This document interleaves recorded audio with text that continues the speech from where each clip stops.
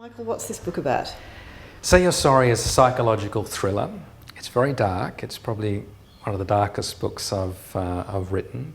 It's about two girls who go missing, and their disappearance captivates the nation and in Britain. And but slowly, when they're not found, they fade from memory. And it's only later when a couple are murdered in a farmhouse, and it's the same farmhouse where one of these missing girls once lived, that clinical psychologist Joe O'Loughlin is brought into to look at these murders, and he becomes convinced that the two girls might still be alive.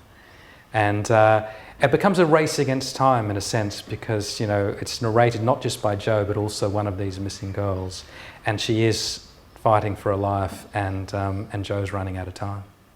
What inspired this book? I suppose, as a journalist, I came across many stories. I mean, there was some terrible ones. One was the Soham murders back in about 2002. Two little girls, 11-year-olds, that went missing.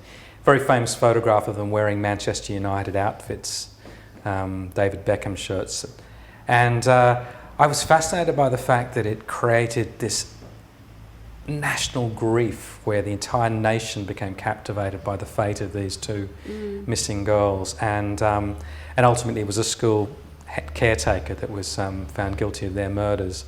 But I was interested in that the reactions not just the families had to the disappearance of their daughters, because each family reacted in a completely different way, but also how the public reacted, this idea of public grieving. So do you, given that your hero, your central character, is a psychologist, do you have a kind of idea of what unites the people who commit these crimes? I think it's very much this idea that they're collectors. It goes back to that idea of someone that's willing to steal to collect a work of art that they will never be able to put on display, because it is just too valuable and recognisable.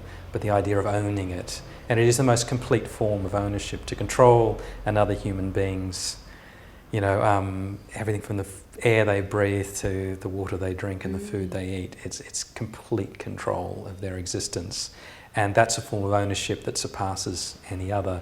And that's what most, I do a lot of research with psychologists and talk to a lot of them to get to try to make my books as accurate as possible when it comes to the psychology of the not just the villains but also the victims. It's been 3 years since his own daughter was kidnapped in Shatter. So where's Joe in his own life? Joe is estranged from his wife Julianne, who he's still madly in love with and hopes to get back together with her. He, in this book, he's actually back living in London and practicing as a psychologist. He's still trying to see as much of his kids as possible. He's got 2 daughters. And Say You're Sorry actually begins with him going to Oxford to talk at a mental health symposium, and he takes Charlie, who's 15, takes Charlie with him to do a bit of father-daughter bonding and have a bit of a heart-to-heart about a bad boyfriend that she has. But his early onset Parkinson's is a little bit more, well, it's not really early onset anymore, it is Parkinson's, it's a little bit more advanced. But he has that same sort of sense of humour and humanity, which I hope that readers have fallen in love with. I've always been fascinated with this idea of someone having a brilliant mind but a crumbling body, and obviously Stephen Hawking's is the most obvious example. But there's a tragic irony to that idea, and Joe has got the most brilliant mind, but he's not going to be your standard hero who can outrun and outfight, and sleep with every good-looking woman in the book. It's just not him. He has to outthink people, and I love that idea of having a flawed hero who was an everyman really, apart from this incredible insight that he has into other human beings. And of course, the only person, or the only 2 people really, he cannot read, one of which is Julianne, the woman he loves, and the other is himself. This is also a story that is about a sex crime. At what point do you decide that that's how you're going to play it, and how far you can go in terms of how graphic and explicit you're going to be? Because there is a really hideous, barbaric act at the centre of this book, which really shocked me.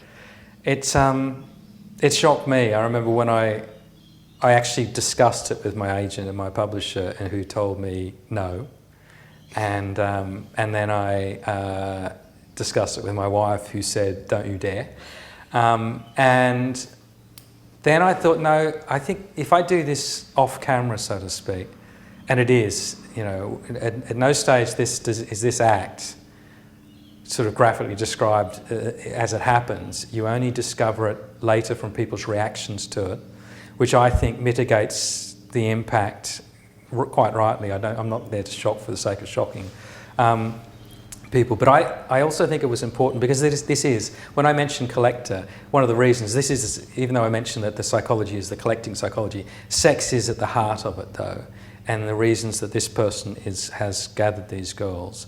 It's very much, he's a man who not only wants to collect and control women, but he has a hatred for them, which is one of the reasons that he wants to punish a particular type of girl, the sort of girl that he could never attain himself, and the ones that sort of laughed at him or belittled him when he was younger.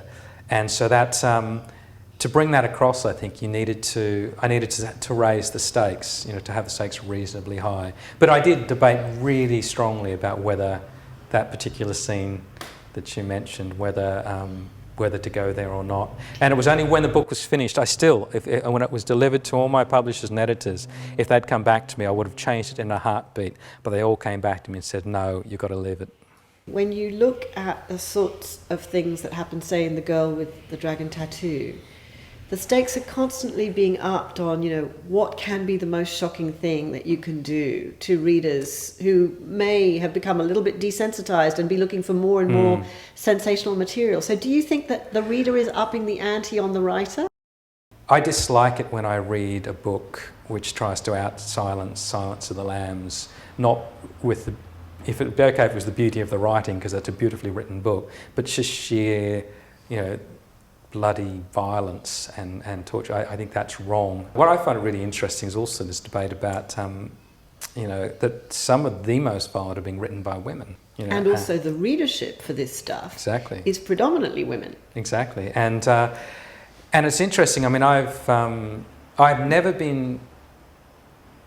Actually, not true. No, several times in my books there is, I think the opening of Shatter, where a naked woman is standing on the edge of a bridge about to commit suicide, and I was attacked by not critics but readers then to say, why did I have to make her naked?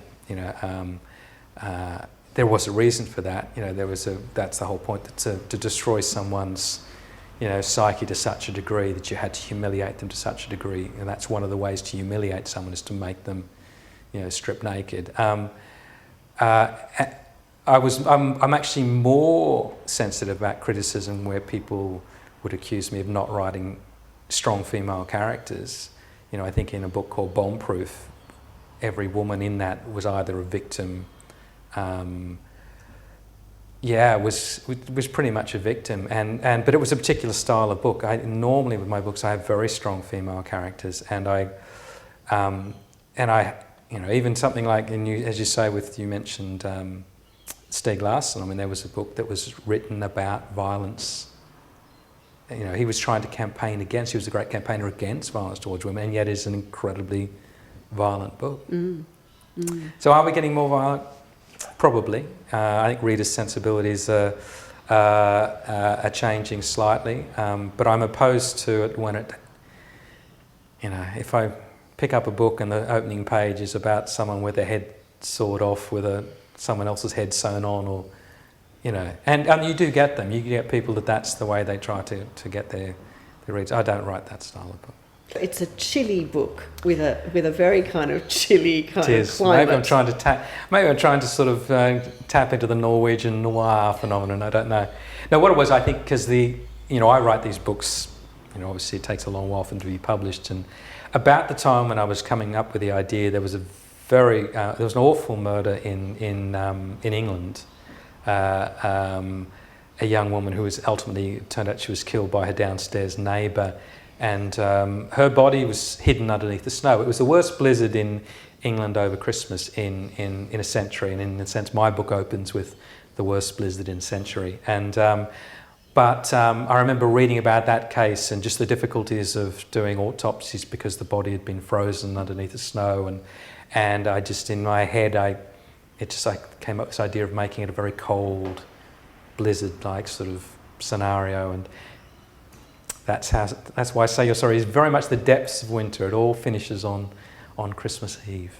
Michael, given that you've steeped yourself in the kind of mentality of thinking about the disappearance of these two fictional girls based on real cases, I have to ask you, what's your theory about Madeleine McCann? I'm not a conspiracy theorist with, maybe it's the journalist in me that, has forced that out of me in terms of, I often think the simplest answer is it's a bit like with Princess Diana's death, a drunk driver, why can't it be a drunk driver?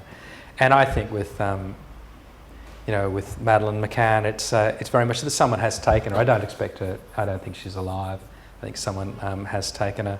But you and I have both been journalists a long while, and it's I go all the way back to even the Azaria Chamberlain case. And I was back then when I was involved in covering some of those early inquests, and back then I didn't believe the evidence was ever there to convict Lindy Chamberlain or Michael. I didn't believe they should ever be convicted. But something inside of me thought that they were guilty, mainly because I believed the forensic evidence. And I thought, well, and of course now that's been totally discredited. I feel foolish and apologetic for it. But I think with Madeleine, I think she was taken by someone, and I think there's very little chance that she'll be alive. Say You're Sorry is grimly topical and every bit as compelling as you'd expect from Michael Robotham. It's great to have Joe Locklin back on the case, and the plot is full of twists and turns that give him and the reader a really intelligent workout.